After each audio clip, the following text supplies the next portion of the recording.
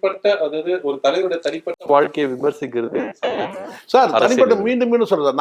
நான் சொல்றேன், தனிப்பட்ட வாழ்க்கையிலேயே உன்னால சுத்தமா இருக்கும்னா நீ பொது வாழ்க்கை எப்படி சுத்தமா இருப்ப? ஏன் பாரு, நான் கேள்வி எப்படி போடுறேன்? கரெக்டான கேள்வி. தனிப்பட்ட வாழ்க்கையிலேயே உன்னால சுத்தமா இருக்க முடியல. ஒரு நடிகைக்காக குடும்பத்தையே இழக்கிற நீ, நாளைக்கு ஒரு நடிகைக்காக வந்து மக்களை ஏன் தூக்கி வீச மாட்ட? நிச்சயமா. ஏன் இந்த நாட்டை விற்க மாட்ட ஒரு நடிகைக்காக?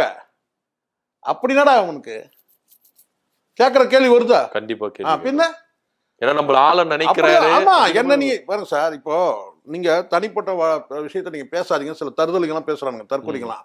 நான் கேட்கறதுக்கிட்ட, நீ என்ன ஆள நினைக்கிற? என்ன ஆளக்கூடிய வந்து சுத்தமா இருக்குன்னு நான் நினைக்கிறது என்ன தப்பு? நிச்சயமா.